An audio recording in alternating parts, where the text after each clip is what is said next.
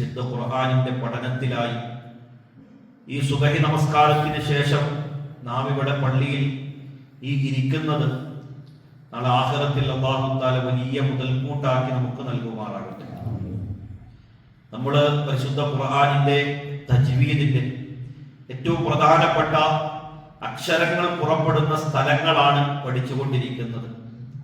അതിൽ 5 സ്ഥലങ്ങളിൽ നിന്നാണ് അക്ഷരങ്ങൾ പുറപ്പെടുന്നത്. ഒന്ന് തൊണ്ട, അതിലെ അക്ഷരങ്ങൾ നമ്മൾ പറഞ്ഞു. രണ്ടാമത്തേത് നാവാണ്.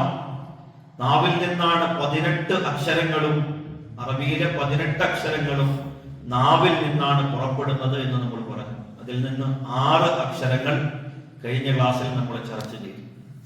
നാവിലെടുക്കുമ്പോൾ പല അക്ഷരങ്ങളും, ഈ 18 അക്ഷരങ്ങളും 5 സ്ഥലങ്ങളിൽ നിന്നാണ്, നാവിന്റെ 5 ഭാഗങ്ങളിൽ നിന്നാണ് പുറപ്പെടുന്നത് എന്ന് പറഞ്ഞു. അങ്ങനെ നോക്കുമ്പോൾ പല അക്ഷരങ്ങളും ഒരേ സ്ഥലത്ത് നിന്ന് തന്നെയാണ് പുറപ്പെടുന്നത്. പല അക്ഷരങ്ങളും ഒരേ സ്ഥലത്ത് നിന്ന് തന്നെയാണ് പുറപ്പെടുന്നത്. പക്ഷേ അതിന്റെ ശബ്ദങ്ങൾ വ്യത്യാസമാണ്. അത് അല്ലാഹുവിന്റെ ഒരു സൃഷ്ടിപ്പിന്റെ ഏറ്റവും വലിയ അപാരതയാണ്. ഒരേ സ്ഥലത്ത് നിന്ന് തന്നെ പല അക്ഷരങ്ങൾ, അതിന്റെ ശബ്ദങ്ങൾ പുറപ്പെടുവിക്കാൻ കഴിവുള്ളവനാണ് അല്ലാഹു സുബ്ഹാനഹു വ തആല. നമുക്കറിയാം, ഓരോരുത്തരുടെയും ശബ്ദങ്ങൾ വ്യത്യാസമാണ്. ശാസ്ത്രം പറയുന്നു, നമ്മൾ ഈ ഫിംഗർ പ്രിന്റ് അതാണ് ഇന്നെല്ലാവരും ഉപയോഗിക്കുന്നത്. അത് എല്ലാവർക്കും വ്യത്യാസമാണ്. അല്ലാഹു സുബ്ഹാനഹു വ തആല അങ്ങനെയാണ് നമ്മെ ക്രിയേറ്റ് ചെയ്തിരിക്കുന്നത്. അത് സൂറത്തുൽ ഖിയാമയിലൂടെ പറയുന്നുണ്ട്. അല്ലാഹു തആല വിരലിന്റെ പുച്ഛങ്ങൾ വരെ ചൊവ്വാക്കിയവനാണ്. അപ്പൊ എല്ലാവരുടെയും ഫിംഗർ പ്രിന്റ് വ്യത്യാസമായതുപോലെ നാവിന്റെ പ്രിന്റും വ്യത്യാസമാണെന്നാണ് ശാസ്ത്രം ഇപ്പോൾ കണ്ടെത്തിയിരിക്കുന്നത്.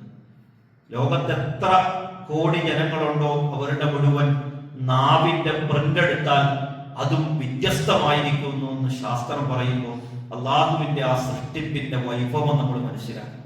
നമുക്കറിയാം, ശബ്ദങ്ങൾ അത് പുറപ്പെടുന്നത് എങ്ങനെയാണെന്ന് നമുക്കറിയാം. അത് പലർക്കും വ്യത്യാസമാണ്.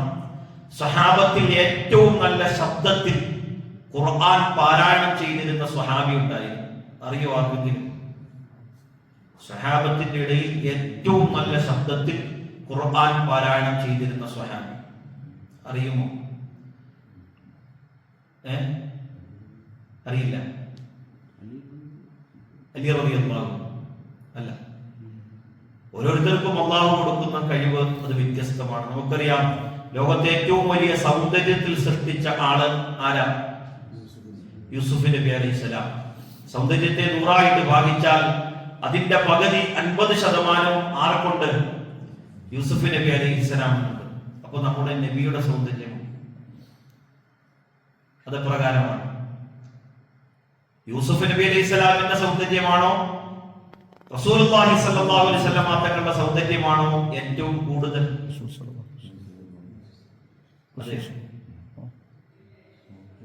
അതൊന്ന് പഠിച്ചിട്ട് വരണം എല്ലാവരും.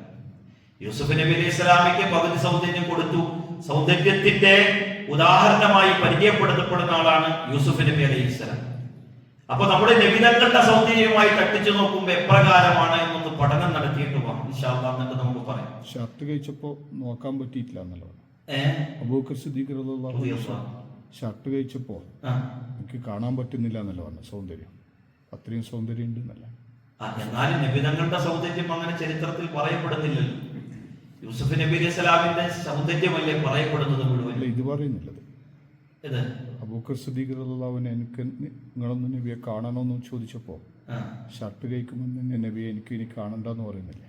അത് പ്രകാശത്തിന്റെ ആധിക്യത്താൽ എന്താണ് അവിടെ അബൂബക്കർ സിദ്ദീഖ് റളിയല്ലാഹു അൻഹുവിനെ കാണാൻ കഴിയാതെ പോകുന്ന സാഹചര്യമുണ്ട്. അപ്പൊ ഏതായാലും ശബ്ദങ്ങൾ വ്യത്യാസമാണ്. ഏറ്റവും നല്ല ശബ്ദമുള്ള നബി ആരായിരുന്നു അറിയുമോ? ഏറ്റവും നല്ല ശബ്ദമുള്ള നബി അതൊന്നും നമുക്കറിയില്ല. നമുക്ക് പഠിക്കാൻ അതിന്റെ സാഹചര്യങ്ങളൊന്നും നമ്മൾ ഉണ്ടാക്കുന്നില്ല എന്നുള്ളതാണ്. ഏറ്റവും നല്ല ശബ്ദത്തിന്റെ മാധുര്യം ഉണ്ടായിരുന്ന നബിയായിരുന്നു അബൂ മൂസാ അശ്അരി റളിയല്ലാഹു അൻഹു.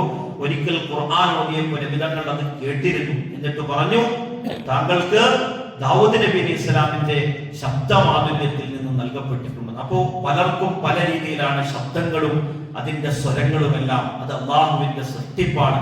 അള്ളാഹുവിന്റെ വലിയ സൃഷ്ടിപ്പിന്റെ ദൃഷ്ടാന്തങ്ങളാണ് അത് മുഴുവനും. അപ്പോ നാവിൽ നിന്ന് 18 അക്ഷരങ്ങൾ പുറപ്പെടുന്നുണ്ടെങ്കിലും അതിന്റെ പല അക്ഷരങ്ങളും ഒരേ സ്ഥലത്ത് നിന്ന് തന്നെയാണ് പുറപ്പെടുന്നതെങ്കിലും അതിന്റെ ആ ശബ്ദം വ്യത്യാസമാണ്. അപ്പോ നാവിന്റെ 5ആയിട്ട് നമ്മൾ തിരിച്ചാൽ അഖ്സൽ ലിസാൻ, നാവിന്റെ അങ്ങേയറ്റത്ത് നിന്ന് 2 അക്ഷരം ഖാഫ് കാഫ്. അത് കഴിഞ്ഞാൽ വസത്തുൽ ലിസാൻ, നാവിന്റെ മധ്യത്തിൽ നിന്ന് 3 അക്ഷരമുണ്ട് ജീം ഷീൻ യാ. അത് ഇന്നലെ നമ്മൾ പഠിച്ചു. ഇനി നാവിന്റെ അരിക് ഹാഫത്തുൽ ലിസാൻ എന്ന് പറയും, അതിൽ നിന്ന് ഒരക്ഷരമാണ്, അതേതാണ് ദ്വാദ്. അത് നമ്മൾ ഇന്നലെ ചർച്ച ചെയ്ത് പഠിച്ചതാണ്. ഇനി അടുത്ത അക്ഷരം അത് ലാമാണ്. അത് തൊറഫുൽ ലിസാൻ, നാവിന്റെ പുച്ഛം, നാവിന്റെ അരിക്, ഈ സ്ഥലമുണ്ട് നാവിന്റെ ഈ അറ്റത്തുള്ള അരിക്, ആ അരികിൽ നിന്നാണ് ലാമ്, നൂന്, റാ, ത്വാ, ദാല്, താ ഇത്രയും അക്ഷരങ്ങൾ പുറപ്പെടുന്നത് ഈ നാവിന്റെ അരികിൽ നിന്നാണ്. തൊറഫുൽ ലിസാൻ എന്ന് പറയും. എന്നാൽ ഇത് മുട്ടുന്ന സ്ഥലങ്ങൾ വ്യത്യാസമുണ്ട്. നാവിന്റെ അരികും, അതായത് തൊറഫുൽ ലിസാനും നമ്മുടെ മേൽ മുൻപല്ലുകളുടെ ഊനും ചേർന്നിട്ടാണ് ലാം പുറപ്പെടുന്നത്. ഊൻ എന്നാൽ ഈ പല്ലിന്റെ മുകളിൽ തള്ളി നിൽക്കുന്ന സ്ഥലമാണ് ഊന എന്ന് പറയുന്നത്. അപ്പോ നാവിന്റെ അരികും, അതായത് തൊറഫുൽ ലിസാനും മുൻപല്ലുകളുടെ മേൽ മുൻപല്ലുകളുടെ ഊനും അവിടെ തട്ടിയിട്ടാണ് ലാമ് നമ്മൾ പറയേണ്ടത്. നമ്മൾ വളരെ ശ്രദ്ധിക്കേണ്ട ഒരു അക്ഷരമാണ് ഈ ലാമ് എന്നത്. പ്രധാനമായും അല്ലാഹു എന്ന് പറയുമ്പോൾ പലർക്കും ആ പേര് പറയുന്നത് തെറ്റിച്ചാണ്. നമ്മുടെ സൃഷ്ടാവായ അല്ലാഹുവിന്റെ പേര് പറയുന്നത് വളരെ തെറ്റോടുകൂടിയാണ് പലരും ഉച്ചരിക്കുന്നത്. ഞാൻ പറഞ്ഞു, അല്ലാഹ് എന്നത് പറയാൻ അറിഞ്ഞില്ല എങ്കിൽ നമ്മുടെ തക്ബീറത്തുൽ ഇഹ്റാം പോലും അത് നഷ്ടപ്പെട്ട് നമ്മുടെ നമസ്കാരം മാറ്റിലാകും. അല്ലാഹ് എന്ന് പറയാൻ നമ്മൾ പഠിക്കണം. അല്ലാഹു എന്ന് പറയുമ്പോൾ നമ്മുടെ നാവ് എവിടെയാണ് മുട്ടുന്നത് എന്ന് നമ്മൾ ശ്രദ്ധിക്കണം. എല്ലാവരും ഒന്ന് പറഞ്ഞു വയ്ക്കുക, അല്ലാഹു. പല്ലിലല്ലേ മുട്ടുന്നത്? അതെയോ? അല്ല. പല്ല് മുട്ടുന്ന ആരെങ്കിലും ഉണ്ടോ? പല്ലെ മുട്ടിക്കരുത്. അല്ലാഹു എന്ന് പറയുമ്പോൾ എല്ലാവരും അല്ലാഹിലേക്ക് മുട്ടിച്ചിട്ട് പല്ലെ മുട്ടിച്ചാണ് പറയുന്നത്. പലരും നിങ്ങൾ പറഞ്ഞു നോക്കിക്കോ, പലർക്കും ഈ പല്ലെ മുട്ടിയിട്ടാണ് അല്ലാഹു എന്ന് പറയുന്നത്. പക്ഷെ അത് തെറ്റാണ്. അല്ലാഹു എന്ന് നാവിന്റെ മഖ്റജിൽ നിന്നാണ് അല്ലാഹു എന്ന് ഉച്ചരിക്കേണ്ടത്. അതായത് നാവിന്റെ അരികും മേൽ മുൻപല്ലുകളുടെ ഊനിനെ മുട്ടിച്ച് ഇസ്മുൽ ജലാലത്ത് എന്ന അല്ലാഹു പറയുമ്പോൾ അല്പം കട്ടി കൂട്ടിയിട്ട് വേണം നമ്മൾ പറയാൻ. അല്ലാഹു അല്ലാഹു അല്ലാഹു അല്ലാഹു അക്ബർ. അത് എല്ലാവരും പറഞ്ഞു പഠിക്കുക. അതല്ല, ഈ ലാമിന്റെ തൊട്ട് മുകളിലാണ് നൂന്. ഇതേ മഖ്റജ് തന്നെ അല്പം മുകളിലാണ് നൂന്. അതിന്റെയും അല്പം മുകളിലാണ് റാ. റാ പറഞ്ഞേ, റാ. റാ പറയുമ്പോൾ അല്പം കട്ടി കൂട്ടിയിട്ട് വേണം നമ്മൾ പറയാൻ. റാ. അർ-റഹ്മാൻ അർ-റഹ്മാൻ അർ-റഹ്മാനിർ റഹീം. അപ്പോ അതാണ് റാഇന്റെ മഖ്റജ്. അത് കൃത്യമായി പഠിക്കണം. ഇനി അടുത്തത് ത്വാ ദാൽ ത. നാവിന്റെ പുച്ഛവും മേൽ മുൻപല്ലുകളുടെ ചുവടും, ഈ പല്ലിന്റെ ഉറച്ചിരിക്കുന്ന ചുവടിൽ നാവിന്റെ അറ്റം പൊട്ടിച്ചിട്ടാണ് ത്വാ ദാൽ ത പറയുന്നത്.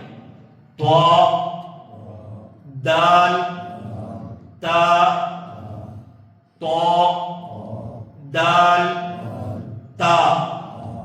അപ്പൊ ഇത് നാവിന്റെ അരികും മേൽ മുൻപല്ലുകളുടെ ചുവട് പൊട്ടിച്ചിട്ടാണ് പറയുന്നത്. അപ്പൊ ഈ അക്ഷരങ്ങളൊക്കെ നമ്മൾ എന്ത് ചെയ്യണം? ക്ലിയർ ചെയ്യണം. ഇനി അടുത്തൊരു ക്ലാസ് കൊണ്ട് നാവിന്റെ മഖ്റജ് കഴിയും. പിന്നെ വായിന്റെ ചുണ്ടിന്റെ മഖ്റജ് ഉണ്ട്, അത് 4 അക്ഷരമേ ഉള്ളൂ. അതുകൂടെ കഴിഞ്ഞാൽ നമ്മുടെ അക്ഷരങ്ങളുടെ മഖ്റജ് കഴിയും. ഇത് കഴിഞ്ഞാൽ നമ്മുടെ തജ്വീദിന്റെ പകുതി നമ്മൾ പഠിച്ചു എന്നാണ്. പഠിച്ചവർ, പരിശീലിച്ചവർ, അവർ തജ്വീദിന്റെ പകുതി പഠിച്ചു കഴിഞ്ഞു എന്നാണ് അർത്ഥം. അപ്പൊ ഈ അക്ഷരങ്ങളൊക്കെ കൃത്യമായി നമ്മൾ പറഞ്ഞ് നല്ല നിലയ്ക്ക് എക്സർസൈസ് ചെയ്ത് പരിശീലിച്ച് പഠിക്കണം. അപ്പോഴാണ് നമുക്ക് ഖുർആൻ കൃത്യമായി ഓതാൻ കഴിയുന്നത്. അല്ലാഹു സുബ്ഹാനഹു വ തആല നല്ല നിലയ്ക്ക് ഖുർആൻ ഓതുന്നവരിൽ നമ്മെ എല്ലാം ഉൾപ്പെടുത്തി അനുഗ്രഹിക്കും.